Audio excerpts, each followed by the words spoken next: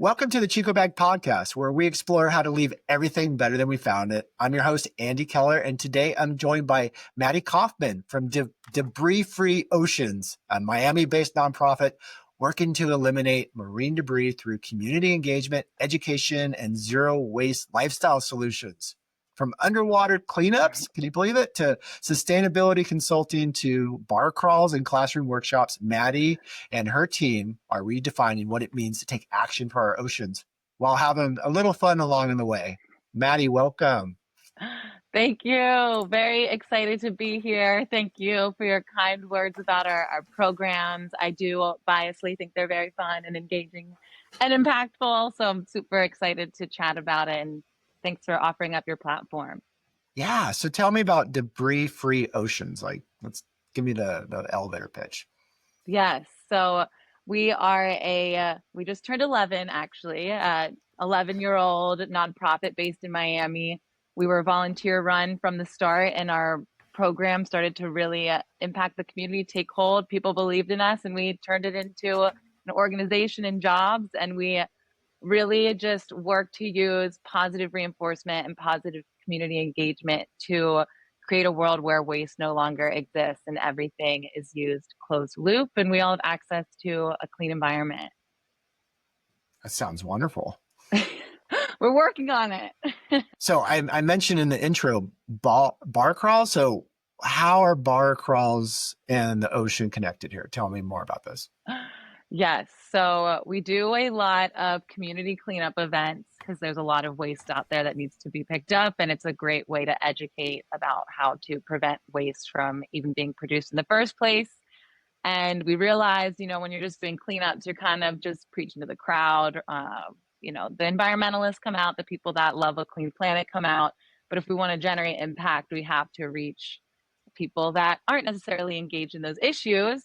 And, when brainstorming on this, what's one way to get people out there is free beer, bar crawls, tapping into Miami's social scene. And so some of our favorite events are the one you described. We call it our pub crawl pickup.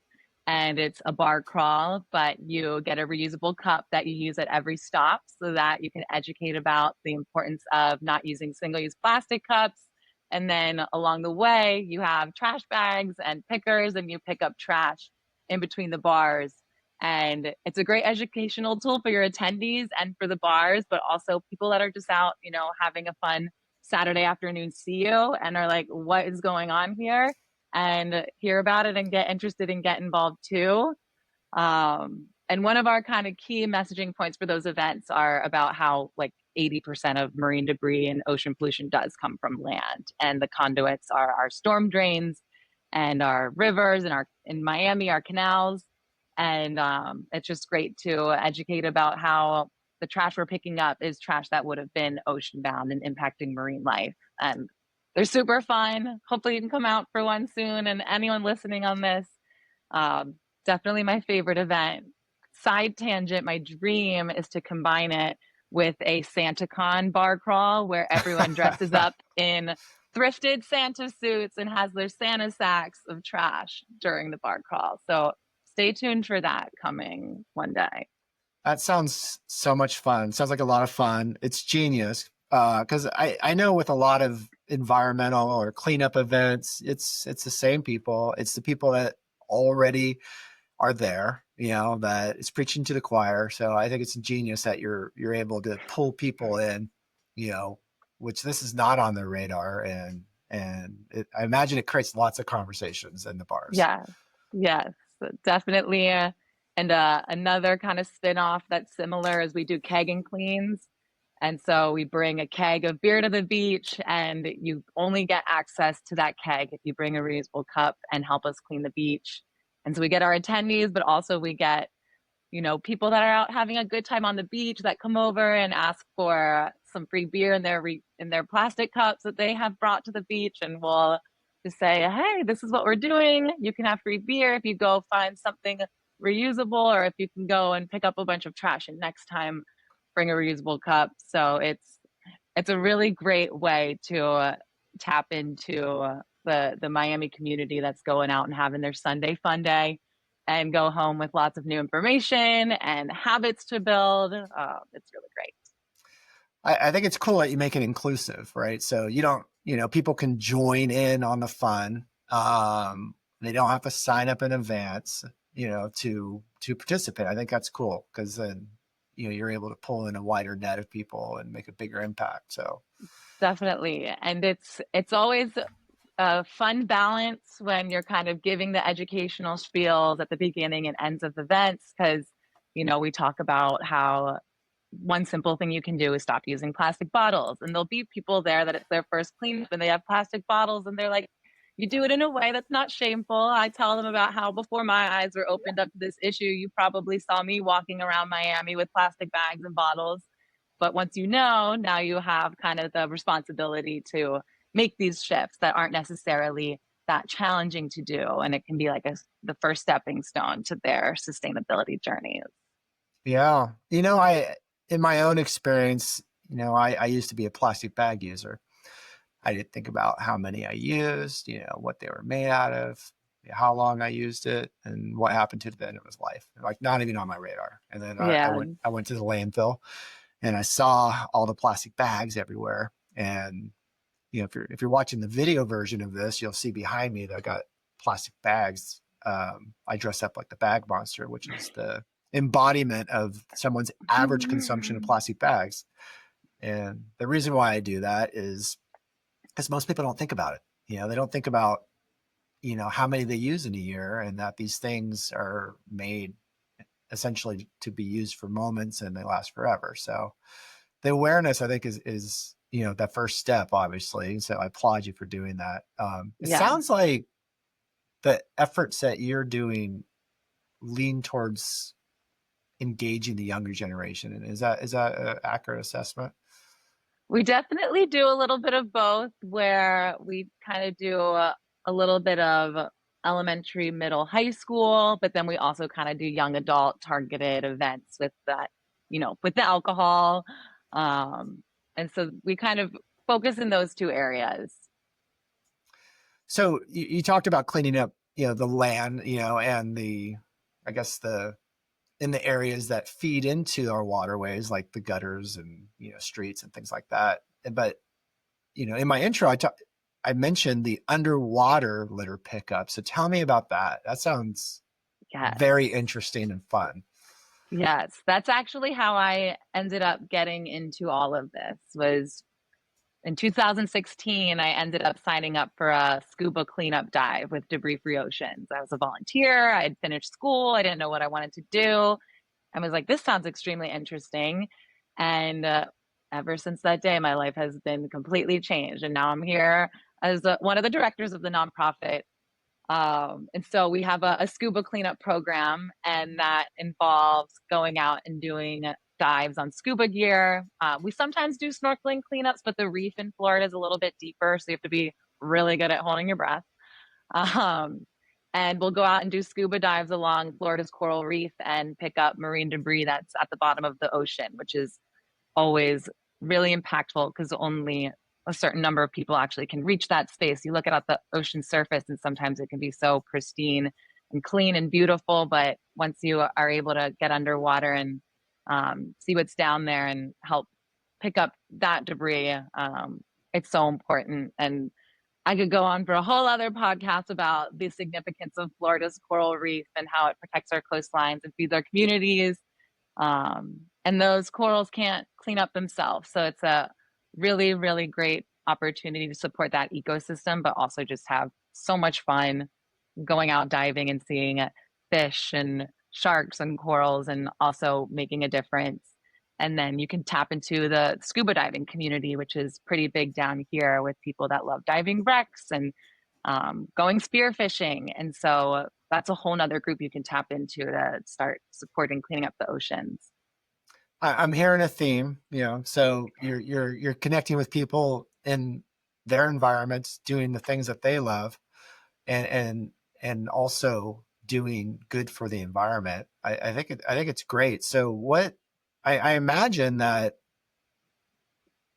you're attracting a lot of people. Like can you tell me some stories? Like I imagine there's been some, people that have met each other, doing these kinds of events? What kind of Yes. success stories do you have? Yes. I have kind of two directions to respond to that. First one being where you kind of touched on how we go out and kind of meet people where they're doing what they like to do, which I think is really powerful because one, sustainability and waste reduction and saving the planet really touches all aspects of life. And so when you're trying to inspire someone to do something, you can find ways to connect it to things that they already care about and already love doing. And that makes them that much more inclined to get involved. And it's more approachable and meaningful to them. And then when we're kind of having these events with these meaningful causes and purposes, you end up meeting people that have these values that are really lovely. And so you just meet lovely people. And we actually love to brag that there are two couples that are now married and one that's now engaged that met through Debris Free Oceans events. And once we kind of started to notice this theme, we've done a few events that are actually singles mixers, and we call them like dating is garbage in Miami, kayak cleanup and singles mixer. And the kayak cleanup, we ended up pairing people up in tandem kayaks, which was really fun. But it's a great way because the Miami dating scene it's tough. You can meet some crazy people with the nightlife and the South Beach and the clubbing and promoters, but going out to these events can really help, create a pool of really awesome people to meet that can become, whether it's your actual partner or your best friend, girlfriends. It's just a really great community. That is a nice counter, way to meet people, outside of the bar scene. And it's, single people, you're listening to this. So, having events, if you're in Miami, it's a great way to meet people, and people all around the country, Yes. that are listening to this. What a great way what an inspiration, I guess, for, to create events, that meets people's needs, help them do the things they love, while at the same time helping the environment. So I think it's great. So what else?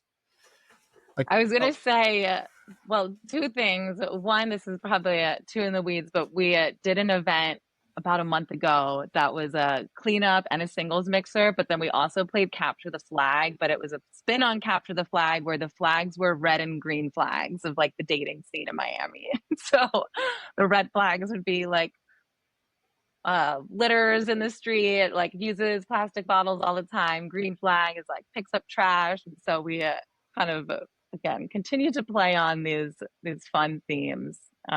One red flag was bare feet in the bar. Another one, a green flag, was bare feet on the beach picking up trash. So it's fun.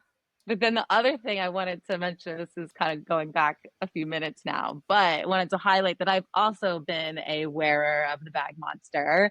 Oh. And I've actually worn it to Ultra Music Festival, which is one of like the largest festivals in the world, one of the largest EDM festivals, because they're extremely sustainable. Our colleagues do sustainability programming there, including an eco village that we've tabled at, and I've worn the bag monster at the village, but then also over to the main stage where like Tiesto's playing and everyone's just so intrigued and asking questions and shocked. And it's a really awesome, impactful way to inspire people. Get the questions going. I'm so glad you wore it. It is an experience for sure. Yeah. I'll send you the photos so you can post them with the podcast. Yeah, I'd love to share those with everyone listening. So the bag monster's hot. People call you like, if they don't know you're a bag monster, they think you're a chicken. Or like, yeah. Right? Did you get called a chicken? I've never been called a chicken. Yeah. Okay. Because the bags kind of look like feathers, And I see it. Yeah. Yeah. Well, I'm glad that you wore that. It's, anytime you get a chance to really embody your waste, yeah, it's a moving experience for everybody. Yeah. So what questions have I not asked that you wish I asked? And what can you tell the listener that, that would be interesting? Yeah. So I love talking about plastic-free cities. So I guess the question could be going back to engaging. We've chatted about kind of engaging more of like the young adult population, but Yep. when it comes to engaging youth, which is obviously extremely important because that's the future. Um, we've come up with some really great ways to educate in the classroom, but then bring that out into the community in a way that sets the students up for just really incredible leadership. And so what that looks like is it's called Plastic Free Cities. We've run it with our partners, Ocean Conservancy and Big Blue and You. And it involves working with a group of high school students. You can modify it, but the way we've ran it was 5 classroom sessions where they learn all about plastic pollution, they learn about sustainable business, they learn about sustainability consulting, public speaking, all that good stuff. And then the next part is kind of taking those hard and soft skills into the community. And so we take these students out and we walk around to the businesses around their school, and they do surveys and interviews of the business owners and managers and survey their plastic use, and then come back with recommendations for the businesses to reduce waste and save money. And it's amazing because the business owners love hearing from the youth. It's just incredible. They're always very inspired to see the youth taking this action. And then the students, like, it is night and day, their confidence levels before speaking to the businesses versus after. Even after just like one conversation where they learn and see and realize that they're totally capable of speaking to a business owner, they get just so incredibly confident and well spoken, and just they take those skills even further. Well, they'll go and be on radio shows and speak at commission meetings, and are just like ready to help be the change that they learn in the classroom. That I love that because, anytime someone who's young speaks, the adults listen, Totally. and most kids don't realize that. And so opening them up to that is such an important thing to do. And yeah, and it benefits them as well. So it's Yes. great. Yeah. And it's been like there's been some cities that we've worked in where the elected officials will take notice. And in one city, the city of Doral, the commission, or the council, they have a council, not a commission, actually ended up passing a resolution that the goal of the students' work was to enroll the businesses in a plastic-free certification program. And then the city actually, or the city council passed this ordinance that encouraged the city to go 100% plastic free and to join the certification program. And asked the city manager to come up with a plan to do that. So it's really cool to see it go from the students to the businesses to the government, because you really have to work at all of those levels of a society if you want to address this really large problem that we're dealing with. And so when you talk about plastic free, you're talking about kind of the single-use plastic. So at like commission meetings, they're not giving out plastic bottled water. They're giving out glasses with a pitcher, right? Yeah. Is that the idea? And they, so the city ordinance was applying to like the government buildings, but also what they can do to like incentivize the city as a whole and the businesses within the city to join this program. So through educational outreach, and yeah, it's very cool. In another city, the students got like a certificate of appreciation from one of the councilmen and a tribute from a commissioner at the Miami-Dade County level. And that work's really important in the state of Florida, where we are preempted from regulating plastic containers. We have to really work to incentivize and raise awareness and get the will to be there, because we cannot mandate it, unfortunately, right now. Yeah. So you're doing environmental work in a state that is very much pushing back against, this kind of policy. So, I mean, that's very much. Yeah. So anyone living in a community like that, Maddie is definitely giving you some guidelines on how to do the work in the face of adversity, inspiring young people to take action, which if you are a young person or someone who knows a young person, like Maddie's advice, I think is great, to get people involved, let them know they have a voice, and once they discover they have a voice, it's amazing things happen. I know that, I've seen it. So thank you, Maddie, so much for the work you're doing, inspiring young people and people all around Miami and, and across the country to do more, to make it fun, to meet people where they are and engage them in the things that they love to do. So thank you, Maddie. Yeah, of course. Thank you. It's been fun. I stand on the shoulders of giants, our co-founders and our team that came before me. A lot of these ideas were not my original ideas. So just want to, shout out our co-founders and our team and our partners. It takes a village, and it's very amazing to just, really move the needle with everyone together. So if people want to learn more about your organization, what's the website? Yes, website is www.debrisfreeoceans.org. Oceans plural. A lot of times the S is forgotten. And our Instagram is also Debris Free Oceans, which is a great place to connect, where we're actively posting throughout the week. Awesome. Thank you, Maddie. It's been a pleasure. I hope to talk with you again on the podcast. Yes. If anyone has questions, wants to chat more, I'm happy to be a resource. You can find my info on the website too. But yeah, it's really, thank you for having me. That was very fun. And we love ChicoBag. We love our bag monster. So it was really great to connect for the podcast.